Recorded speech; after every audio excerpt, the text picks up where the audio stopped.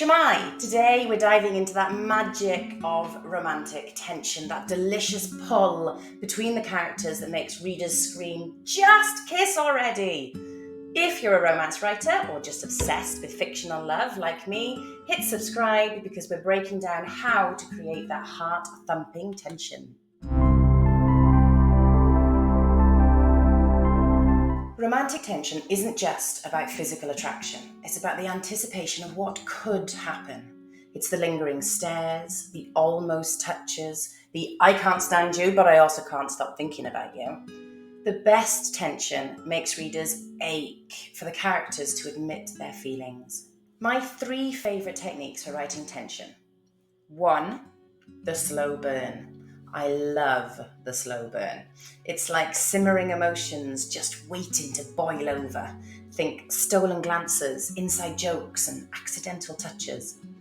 Number 2, the push-pull dynamic. Give them reasons to get close, then reasons to pull away. Maybe they're rivals or there's an emotional barrier.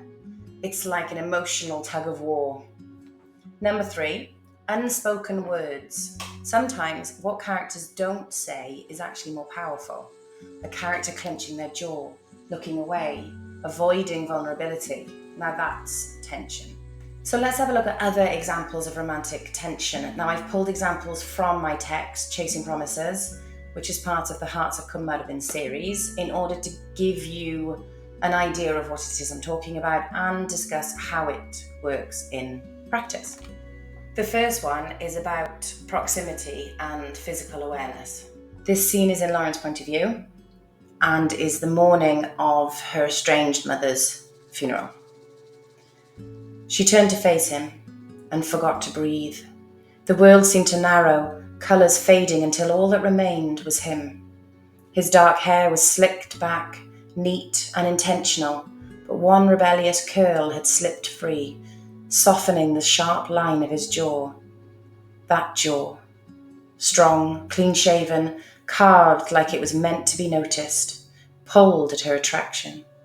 Her pulse stumbling in response. There was nothing showy about him. No effort to impress, and somehow that made it worse. He carried confidence like it was stitched into his skin, woven into the way he stood, the steady weight of his gaze. Even with the shadow of the day hanging over them, he was impossible to ignore. Maybe she didn't even want to. So why does this scene work? So it uses close physical proximity and the heightened awareness of the small, intimate details to build that tension. Being in a deep POV places the reader directly inside the character's emotional experience, making every glance and breath feel personal. Focusing on those specific features, like the rebellious curl, the sharp line of his jaw, it shows that not only what she sees, but also how it affects her. Her distracted thoughts and physical reactions, the quickened pulse, the forgotten breath, it subtly sort of exposes her growing attraction. And the tension simmers because it's unspoken. It's woven into the details she can't seem to ignore, creating an intimacy without the need for overt action. So the second one is about unspoken feelings and missed opportunities. This is in Lauren's point of view again. I don't think you're not going to need any background to it. His hand found her cheek, warm and steady. The roughness of his palm a stark contrast to the softness of her skin. Her breath caught, barely, but enough that she felt it lodge somewhere between her ribs. He didn't pull away.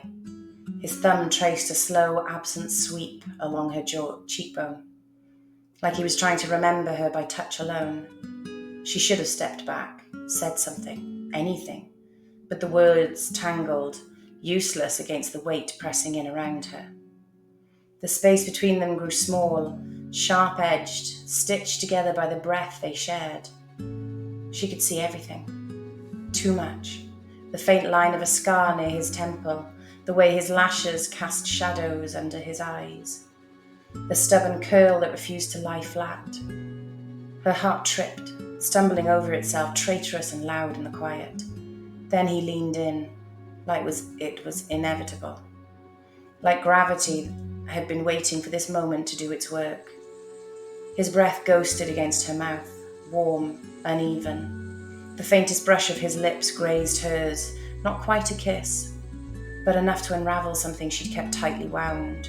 It was nothing, barely a touch, but it felt like everything. And then it was gone. So why does this work?